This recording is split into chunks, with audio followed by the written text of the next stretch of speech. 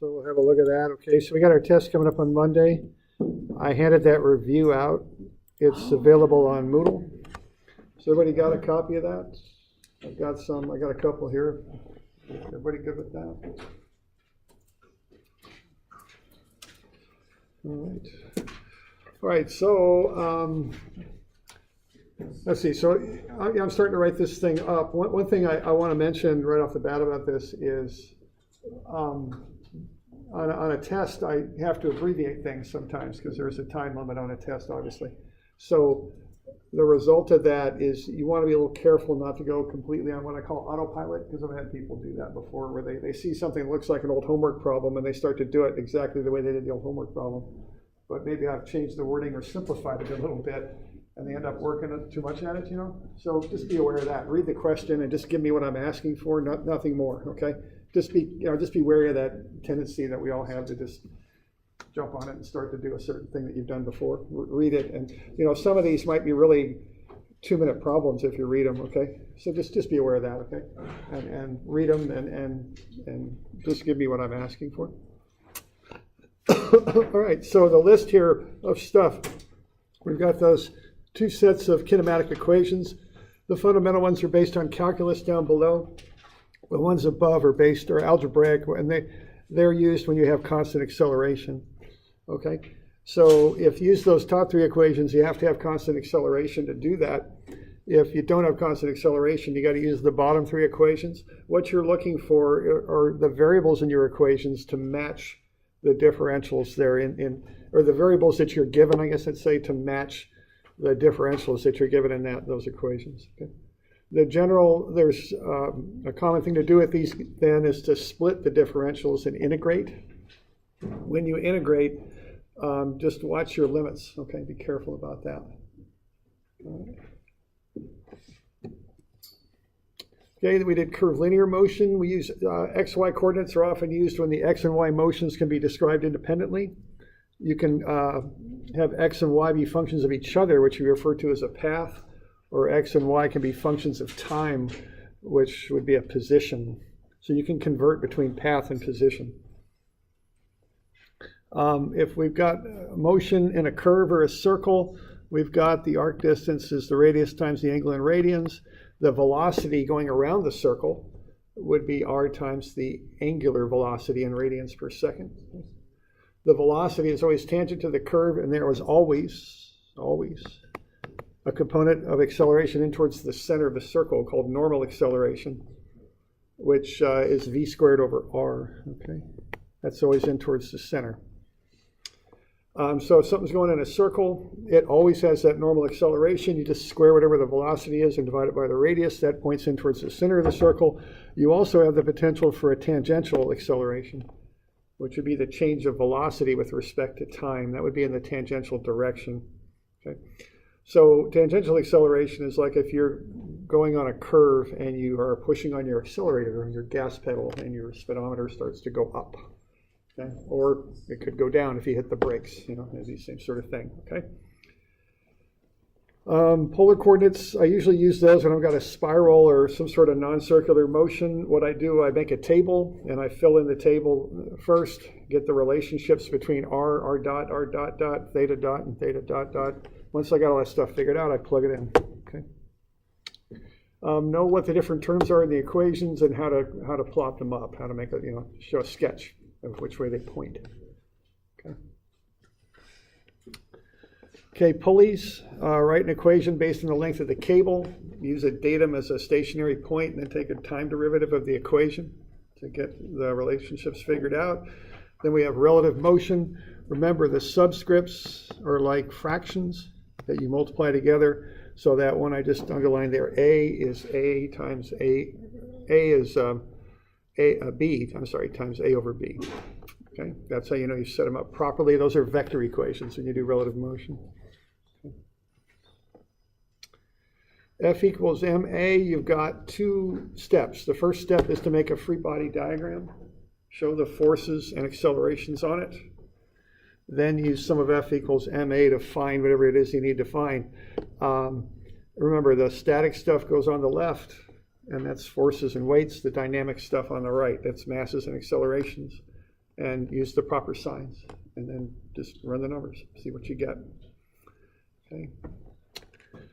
Know the difference between distance and displacement. Okay. Distance is always greater than or equal to displacement. Distance is how you got from one point to the other.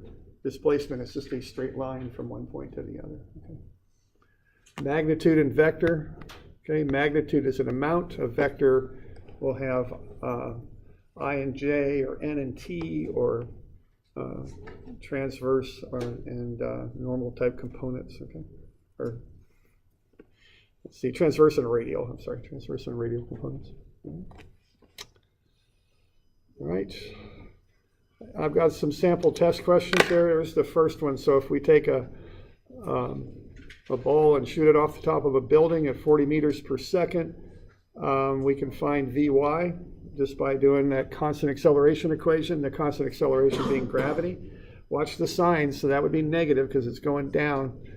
In this case, you get the two components, and we take the square root of the sum of the squares, okay, to get the total velocity. So there's the difference between a vector and a magnitude, okay? We're finding the magnitude there, so we're taking the square root. I think it's like I forgot a square root sign there.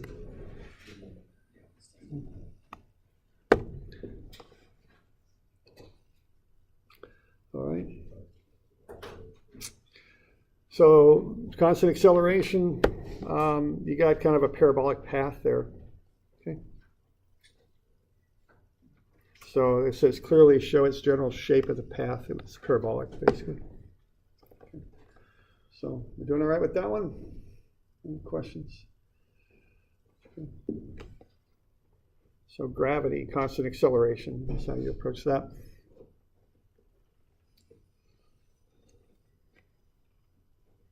All right, this next one, windmill blade rotates as shown. Time is 0. The point A has a velocity of 1.2. All right, there's a very common sentence structure. And what that does is show limits. T is 0, V is 1.2. Okay.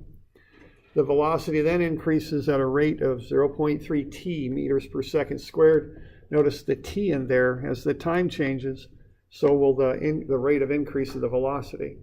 Okay, that's another very common way of wording a sentence. The velocity of A then increases. What that is A sub t, and what that is dv dt, okay? So just remember to recognize that form of a sentence. All right, so once you got that, off you go. So A sub t is 0.3 t, dv dt is 0.3 t. Split the differentials, because I need to solve for variables, not differentials, okay? So differentials are sometimes called infinitesimals. They're real small.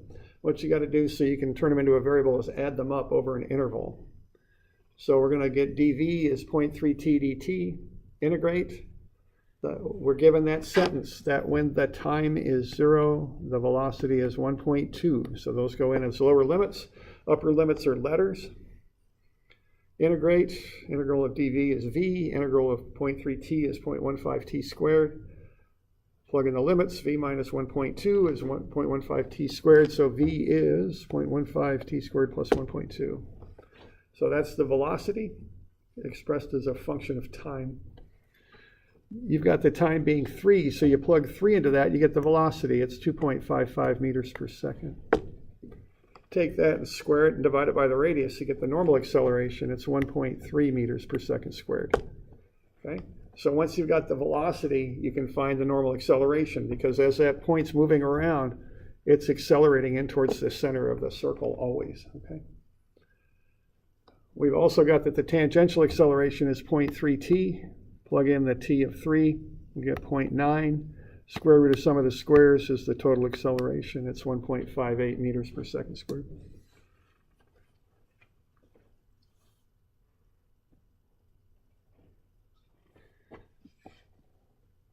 So you got any questions on that? Doing all right?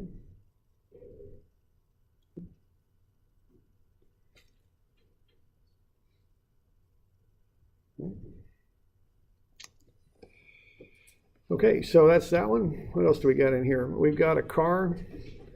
We've got the brakes applied at the instant shown to stop the car.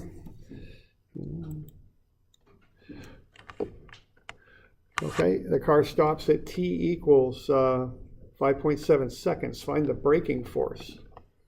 All right, and you know what? I've got a couple versions of this, and I don't think that's the one you've got. You got the one with the with some wind on it, right? Okay, there we go. All right, so we got to figure out first what's the acceleration, because we're assuming constant acceleration. So it's constant, so I go v is v0 plus at. The final velocity is 0. The initial velocity is 18.2, and that's a times t. I can find a, and it's negative 3.19. That means it goes to the left. All right, once I've got that, what I can do is go sum of fx. I've got the acceleration going back to the left, so I've made that positive. I'm a little bit more variable in how I apply signs when I do dynamics. You don't have to do this, but I often do. Okay, doesn't matter. You could have it to the right as long as you're consistent. It'll work. Okay, so I got sum of fx to the left is positive. So what I've got there is the brake force x to the left, so that's positive. The wind x to the right, so that's negative. Okay, and that's the stuff. If that were a statics problem, that's what you'd put over there: the force of the brake and the force of the wind. And then that's going to equal MA. And again, that's positive. So everything has to be on, and that's MA, so it goes on the right side of the equation. I've got my signs done properly there, so I can solve for the brake force. It's 2,016 newtons.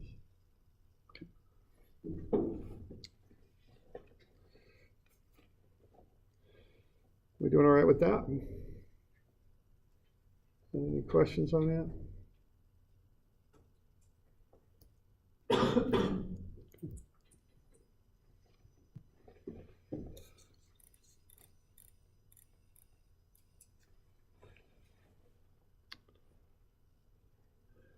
All right, what else do we got here? We've got a merry-go-round, so a disc that's spinning, rotates at a constant 0.7 radians per second. Is that what that is? Yeah. Okay, and then a person starts on the perimeter and walks inward at a constant rate of 1.2 meters per second.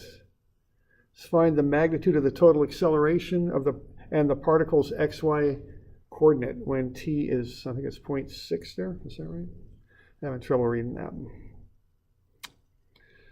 All right, so that is a spiral motion, because what you've got there is a combination of a rotation and a linear inward motion. You put those two together, it's going to be spiral. So you want to recognize that. Then you want to start to fill in the table. What you've got there is the angular speed is constant. It's 0.7 radians per second. Okay, now if it's constant, there's no angular acceleration, so that's 0. All right, what else do we got here? Okay, now you want the coordinate. I think you're going to want to find theta. So what we've got then is theta is theta dot. There's a dot on there, not very visible, but there it is. Theta dot is d theta dt. That's 0.7. So the integral of d theta is the integral of 0.7 dt. You can integrate that out and get the theta then is 0.7 times the time. The time is 0.6. So the angle there is 0.42 radians, which is 24.1 degrees. Okay, now that's kind of the full-blown doing that kind of thing. You know, if you've got a constant angular speed, I think you could get to the fact the angle's 0.42 radians just by taking 0.42 times, 0.7 times 0.6. You know, I kind of did the full-blown integral on that, but I don't know if you would need to. You know, if you're in a bit of a rush and you can see what's going on there, you could just take the 0.7 times 0.6 pretty quick, okay? That'd be fine. All right, we've got our dot is inward, negative 1.2 meters per second. It's inward, so that gets a negative. It's constant, so our dot is 0. The radius then will be the starting position, which is 3 meters out from the center, minus 1.2 times whatever the time is. Okay, so if you plug in 0.6, you get 2.28 for the radius for r. Now, here's how to do it if you're going to use an integral right there. This is just kind of a common sense approach there, right? Starting at 3, going inward at a rate of 1.2, take 3 minus 1.2 times the time, and you'll get that radius. All right, now what we got there is r dot is dr dt. That's negative 1.2. We've split the differentials. So dr, the change in the radius, is negative 1.2 times the change in time dt. Add them up over the interval. When you start at a time of 0, the radius is 3, okay? And then you've got a negative there because the motion is inward. So the integral of dr is r. Plug in the limits, it's r minus 3. Integral of negative 1.2 is negative 1.2 t, so r is 3 minus 1.2 t. All right.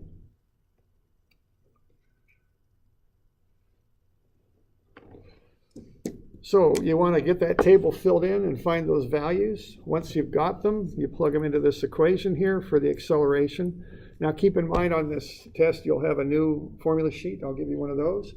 And you'll have your non-programmable calculator. So that formula sheet has that formula right on there. Look at your formula sheet over before the test so you know where things are at and what they look like, okay? Use your non-programmable calculator so that you're comfortable using it. You know where all the functions are and how to get to them, okay? All right, so we got the values. We just plug them into the equation.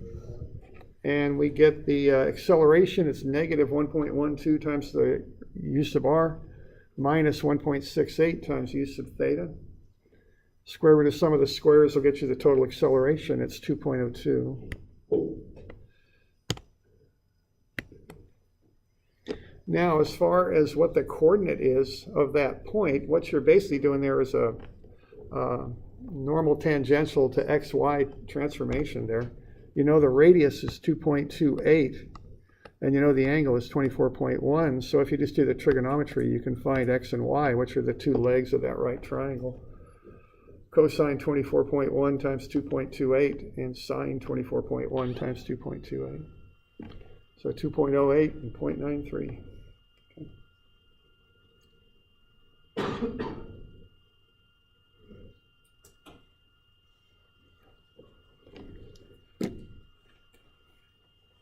Doing all right with that one? Any questions on that?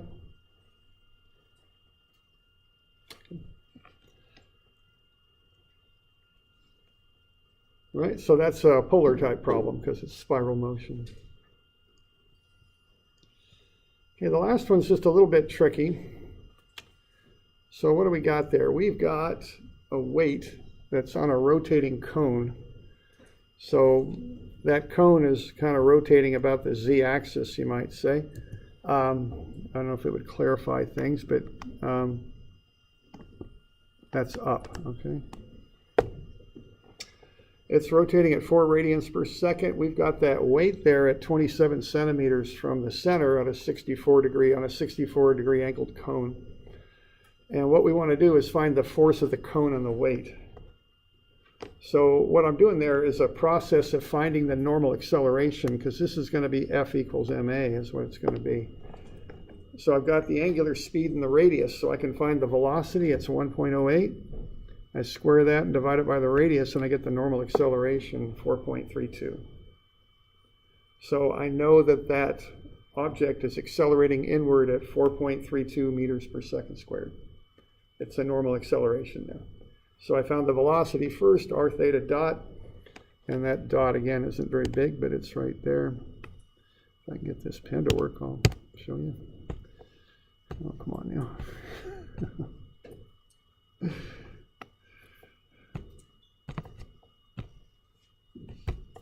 I don't know about this. Is that blue? Is this going to work now? Maybe. There we go. That's theta dot. All right, now I make a nice free body diagram. I've got the force of the cone that's normal to the cone. I've got the weight, which is the mass times gravity, that's straight down. And then I got the force of friction that would be required to hold the cone, the weight on the cone. So I want to be sure to get all this stuff on there. And then I've got the normal acceleration, which is horizontally in towards the center of the circle in which that weight is spinning. Okay, so there's my free body diagram. Now I'm noticing that some of these things are in the x and y prime directions, and the other thing I'm noticing is I've got that force of friction, and I don't know what that is. So what I'm going to do is I'm going to use some of fx prime. That way I'll avoid having to deal with the friction. So I looked at that and said, oh, I've got that unknown friction. I'm going to have to deal with that somehow. And the quickest way to do it is to set up an xy axis system such that that force of friction is on the y prime axis. Then I'll solve the x prime equation. That's how I'm approaching that. And the purpose of that is to get the friction out of the equation. So when I do that, I've got the force of the cone in the x prime direction, so that's positive. Then I've got a 64-degree angle between that cone force, which is the x prime axis, and the weight. So that'll be minus cosine 64 times 1.96. Okay, so force of cone upright is positive. That component of the weight that I'm dealing with there is negative. Okay, so that component of the weight is the component of the weight that's going that way. Okay. So that's cosine 64 times 1.96, and that's going to be the mass times the component of the acceleration that acts in the x prime direction. So what I'm doing there is I'm finding this component of acceleration, again using trig. So the mass times cosine 26 times the normal acceleration, that gets me that component. I can solve for the force of the cone.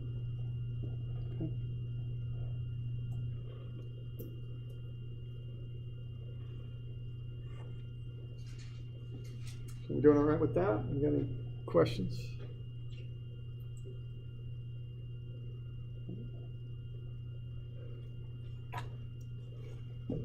Okay. So that's just some review problems. Now, you know, just be sure that you're looking at your old homework too, that you're looking at the stuff we did in class, that, you know, that you understand these general methods to approach this stuff, okay?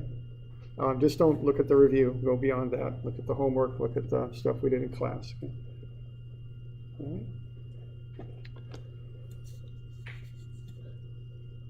All right. Other questions on that or anything going on? We good? Okay. Just a little bit of a run through that.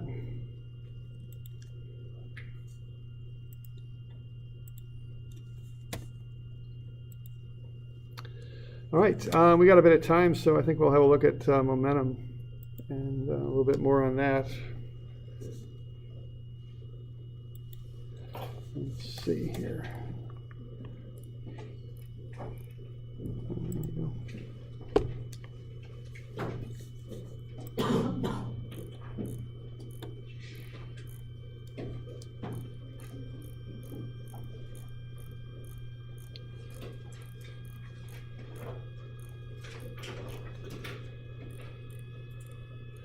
All right, now what we can look at here is impact. Okay, what happens when two things strike each other?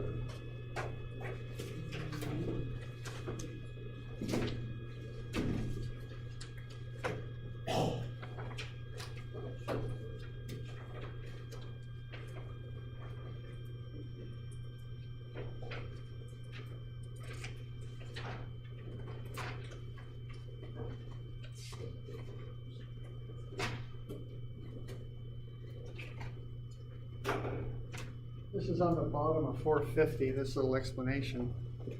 So when two things, so on the bottom of 450 here, impact, two or more objects collide over a short period of time. And this is really what we deal with when we really use momentum, is when we got two objects that are colliding or interacting in some way.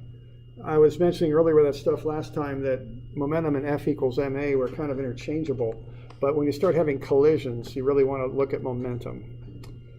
All right, so if two objects collide, what they do is they deform, they change shape.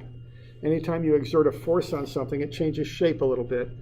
Then they undergo what's called restitution, and then they separate. And there's a thing called the coefficient of restitution that's described with the equation right there. E is VB2 minus VA2, that's the final velocities of A and B, and then divided by the difference of the initial velocities of A and B. And notice that the letters, that the order of the subscripts has changed. So it's VB2 minus VA2 divided by VA1 minus VB1. Okay. Now, to describe this, there's a couple of different ideal situations. The first is what's called plastic impact, like two clay balls. There's no restitution. They deform and they don't rebound back. So they just stick together. And you lose energy during impact with heat and sound and things like that. The other type of ideal condition is elastic impact, which is like two pool balls. They have perfect and complete restitution. E is 1. It's theoretically impossible, but it is kind of a condition that can be used to describe motion, even though it doesn't in reality ever happen perfectly. Okay.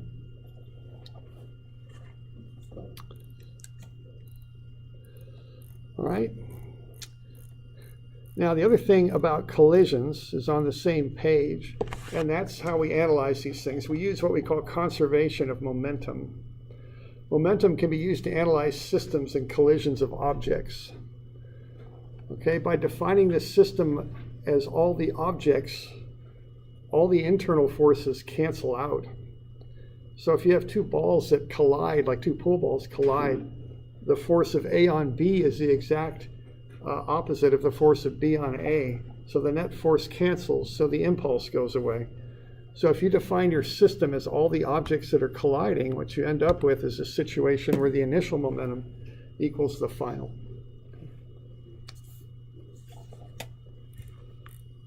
So let's have a look at some applications of that.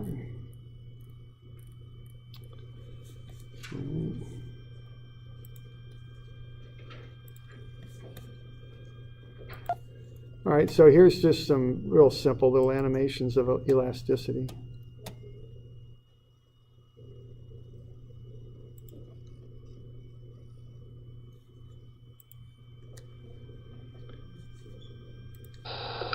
Okay, here's two objects. Of restitution, otherwise known as elasticity, equals 0. Here's the coefficient of restitution being 0. They stick together, okay? So that's what coefficient of restitution is. Two objects collide, they don't go back to their original shapes. They stay deformed and they stick together. So that's E equals 0. All right. Now we could do the same collision with the same two objects here, and this time we can have the coefficient of restitution equal 1. Coefficient of restitution, otherwise known as elasticity, equals 1. So the coefficient of restitution is 1 here. We get a very dramatic collision. A lot, kind of like two pool balls, two, when I was a kid, they called them super balls. You know, they were real hard rubber, they bounced. Restitution, really, otherwise known as elasticity, really equals 1. Okay. All right, so that's E equaling 1 right there. And then the last one are just two objects. One has a coefficient of restitution of 1, and the other has a coefficient of restitution of 0. And I think you'll see the difference here. Coefficient of restitution, otherwise known as elasticity, is 1 on the left. So on the left, it's 1, on the right. 0 on the right. Okay. Not much going on the right. Okay. So notice that one on the left just keeps bouncing to the same height. Now that isn't theoretically possible, but you know there are some situations where you might be close to that. Okay. So we can use it as a model sometimes when we analyze things. All right, so let's have a look at 490, and this gets into the coefficient of restitution a little bit here. So we've got these two balls that are going to collide. Let's find the velocity of each ball after the collision. So we're going to have these two objects that are sliding into each other. The velocity of A is 1.4 meters per second to the right, and the velocity of B is 1.8 to the left, and we've got the masses there. So why don't we write up a equation for that? You got an open space there. And what do we got going on? We're going to define our system as both balls together. So if we do that, the force of A on B is equal and opposite to the force of B on A. So that'll zero out, okay?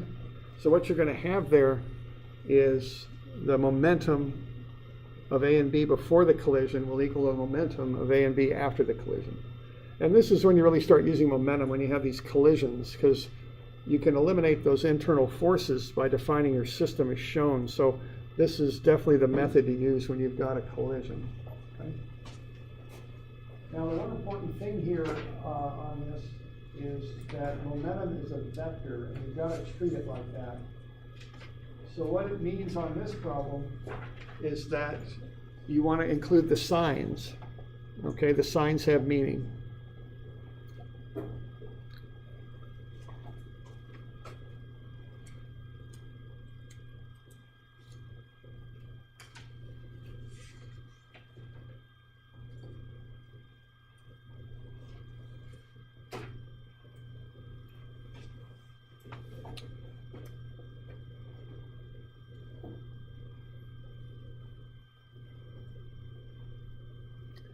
Okay.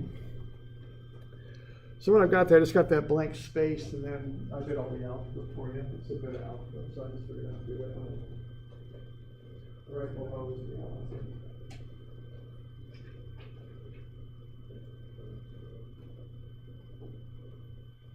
Yeah.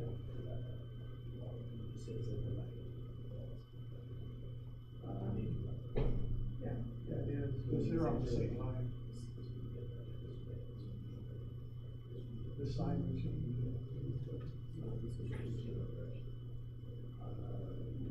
Yeah, I guess, yeah, sort through that process. So do you need to go this way? Yeah, the signs indicate where it's going. Okay. Yeah.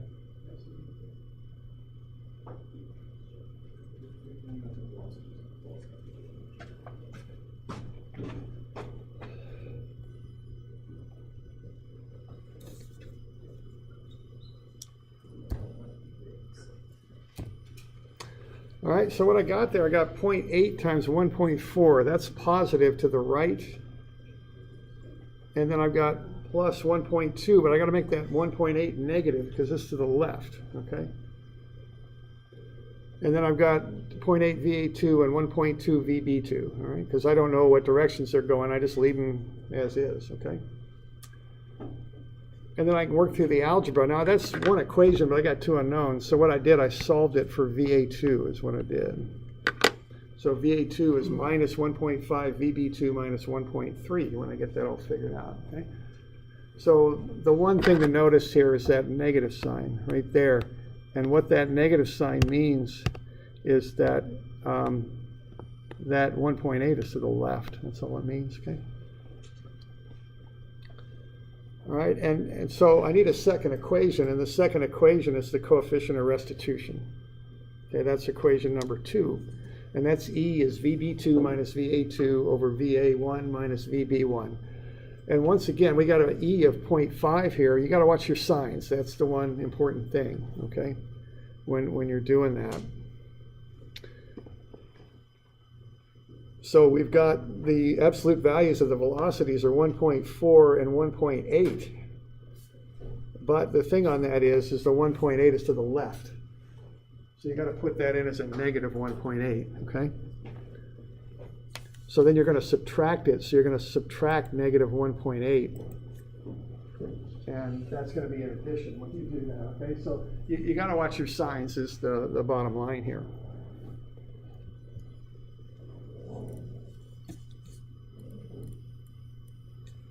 So I'm going to get 0.5, that's E, is VB2 minus VA2. And then I've got VA1 is 1.4 minus a negative 1.8. Okay, so that the minus and negative ends up being a plus. So I got 1.4 plus 1.8, that's 3.2 on the bottom. And then VB2 minus VA2. All right, and then I multiplied both sides by 3.2. And then I, what did I do there? I brought the 1.6 to the right side by subtracting it from both sides, and I added VA2 to both sides of the equation. So what I ended up with was that expression right there. And then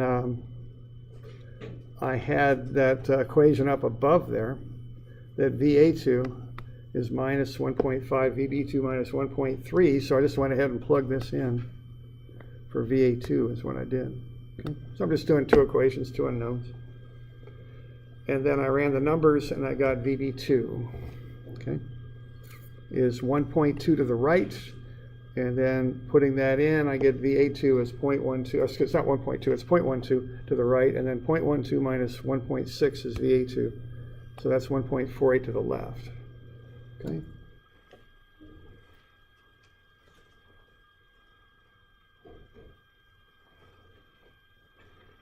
So we doing all right with that? Any questions on that bit?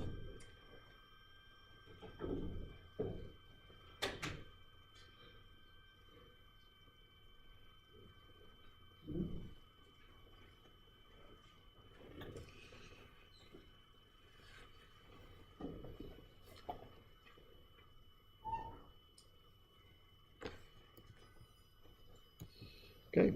So that's how you could use this coefficient of restitution. You create a conservation of momentum equation, and then the coefficient of restitution creates a second equation you can use to figure things out. Okay.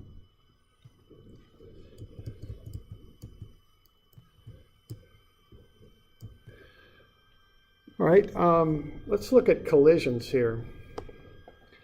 All right.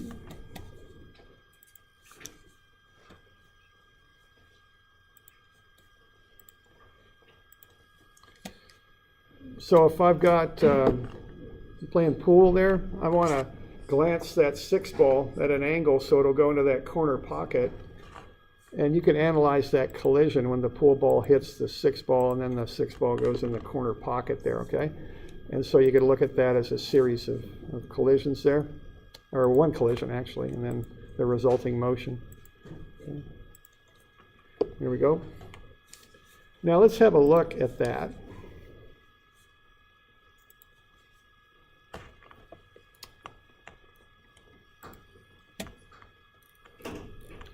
Now the first question is going to be, what exactly is conserved? You know, we know that momentum is conserved. And what I've got there is a little bit of a handout on page 478, and that illustrates what's going on here. What you've got there is this program that I was using called Working Model, and what it does, it mimics motion in the real world on a computer program.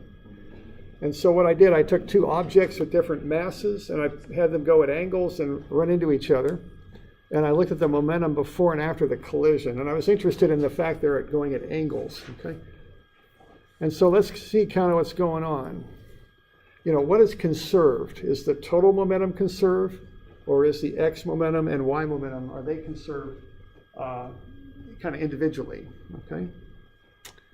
And I just ran the numbers, and I've got the momentums of the 2 objects there, x and y, and I made a little table there, okay? So we got 2 objects, 1 and 2. The x momentum of 1 was 5.4, and the x momentum of 2 was negative 1.6. Again, we're watching the signs on that. And that got me to an x momentum there of 3.8.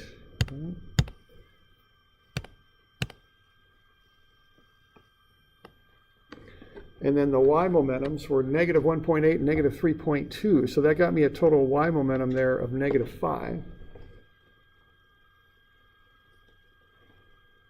And what I also did was to take the square root of sum of the squares and get the total momentum, because it's a vector there, for both objects. So I'm adding up these columns and getting to these numbers here. And what I'm doing there, I'm taking a theorem of Pythagoras. I'm adding it up like vectors because they're x and y's. I'm getting 5.69 and 3.58. And if I were to add those together, I'd get 9.27. Okay.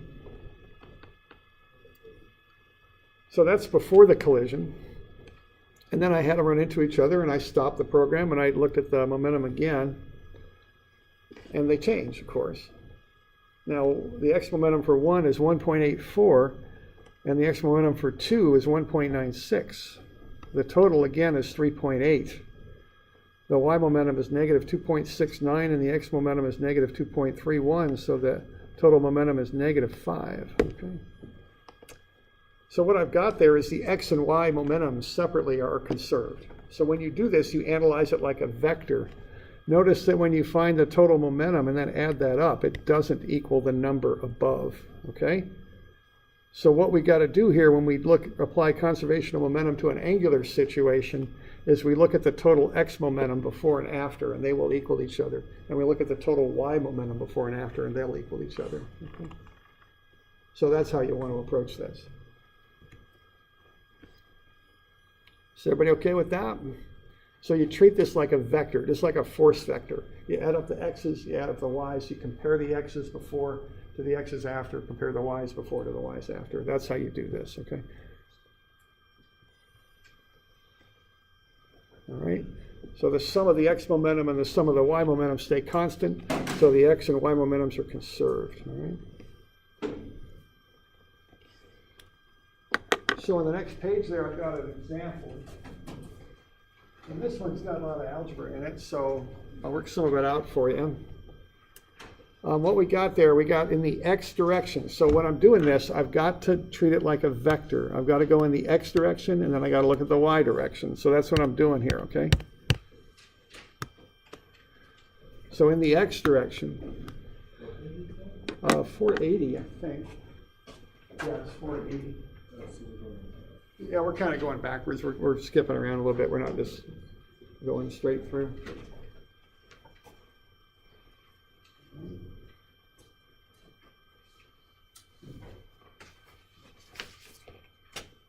So what we're going to do there is we're going to look in the x direction. What we got going on is we've got this first mass is 1.6 kilograms, but its velocity is all in the y direction. So that's got no x momentum, so that zeroes out. And then we've got these two objects sliding together and colliding. So all the x momentum is in B. Think of that as like maybe two cars on a right angle intersection there, something like that. Two things coming in at right angles. And what we got there is 1.8 kilograms times 2.8. That's in the x. So we've got these two objects coming in together, and then they're going to collide.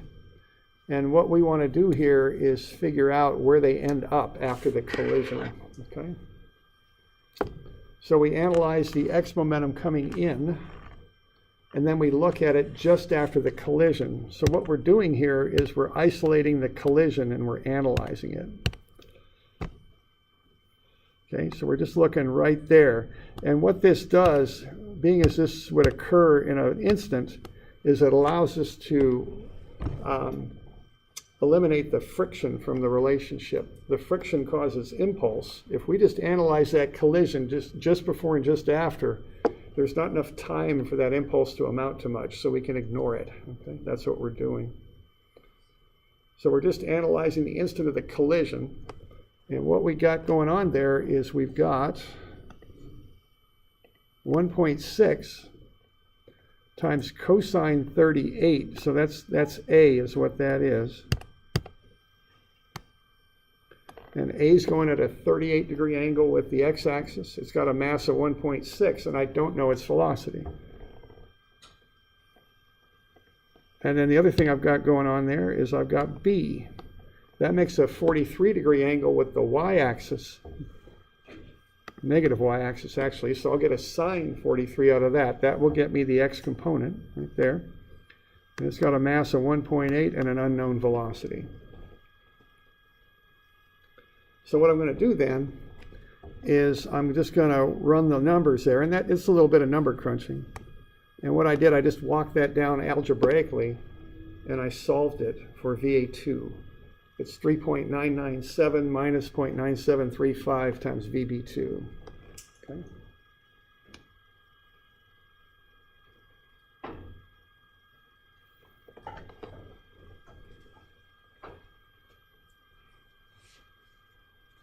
All right, why don't we generate that y equation here? Just do this exact same process and do it in the y direction, and what would you come up with? It'd be the same process. You got some stuff on the top that's pretty straight up because A and B move in the x and y directions before the collision. Then after the collision, they're going off at angles. So you're going to have to do a little bit of angular stuff. So what do we got there?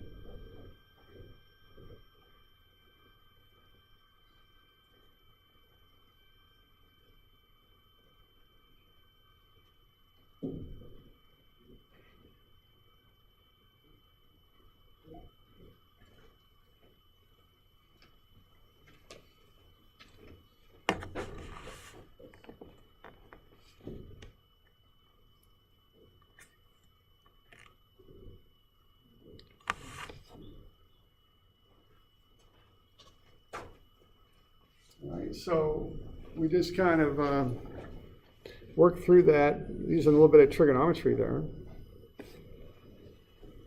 All right. So what we're going to have, what we'll get out of this, will be 1.6 times 3. That's going in the y direction. I'm calling positive down because everything's going that way. And then plus 1.8 times 0, because the B has a mass of 1.8, but it's not going in the y direction. So that has a y velocity of 0. And that'll be 1.6 times sine 38 times VA2. Okay, so that's A. Makes a 38 degree with the x-axis, so sine of 32 will get you the y component for VA2. And then 1.8 times cosine 43 times the unknown VB2.